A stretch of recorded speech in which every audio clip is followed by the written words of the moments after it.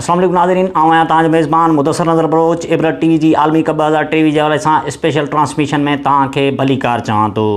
आलमी कप जे हवाले सां अॼु ॻाल्हि ॿोल कंदासीं त अॼु ऑस्ट्रेलिया ऐं श्रीलंका जो मुक़ाबिलो आहे। श्रीलंका ऐं ऑस्ट्रेलिया जूं टीमूं अॼु मदे मुक़ाबिल थियूं, पर जेकॾहिं ॿिन्ही जो हिन इवेंट में ट्रैक रिकॉर्ड ॾिठो वञे त ॿिन्ही टीमनि खे अञा ताईं हिन इवेंट में कामयाबी नसीब नाहे थी।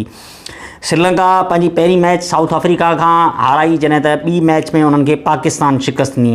वरी जेकॾहिं ऑस्ट्रेलिया जी ॻाल्हि कयूं त ऑस्ट्रेलिया बि पंहिंजी पहिरीं मैच भारत खां हाराई ऐं ॿी मैच में उन्हनि खे साउथ अफ्रीका शिकस्त ॾिनी।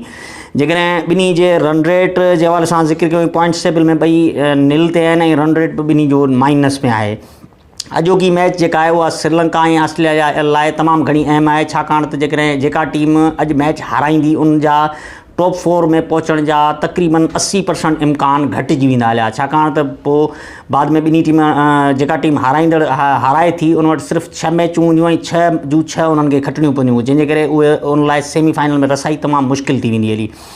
वरी जेकॾहिं हिन इवेंट में ॿिन्ही टीमनि जी कारकर्दगी ते नज़र विझूं त सभ खां पहिरीं श्रीलंका पहिरें मैच में साउथ अफ्रीका खे 428 रन्सनि जो रिकॉर्ड हिकिड़ो टारगेट ठाहिणु ॾिनो। बाद में उन्हनि जी बैटिंग लाइन कुझु मज़ाहिमत कई ऐं 300+ स्कोर करे वई हली।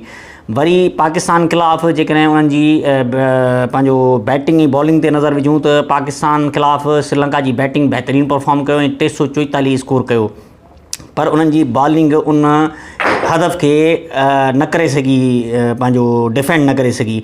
वरी जेकॾहिं ॻाल्हि करियूं ऑस्ट्रेलिया जी, त ऑस्ट्रेलिया पंहिंजे पहिरें मैच में सिर्फ़ु 200 रन्सनि जे हदफ़ ते आउट थी वई ऐं उनखे भारत जेको आहे हासिलु करे वरितो। साउथ अफ्रीका जे ख़िलाफ़ु 280 रन्सनि जे लॻभॻि टारगेट खे हासिलु न करे सघी ऑस्ट्रेलिया।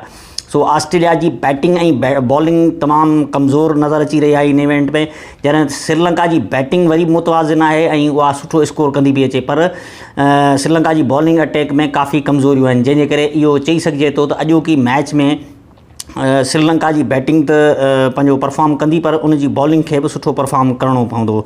ॿी तरफ़ ऑस्ट्रेलिया लाइ अॼोको मैच तमामु वॾो अहम आहे त ॿिन्ही लाइ अहम, पर ऑस्ट्रेलिया लाइ तमामु घणो अहम आहे, छाकाणि ऑस्ट्रेलिया 5 भेरा आलमी कप जी चैंपियन रही चुकी आहे। जेकॾहिं अॼु उहो हाराए थी त उनजो टॉप 4 में पहुचणु मुश्किल थी वेंदो।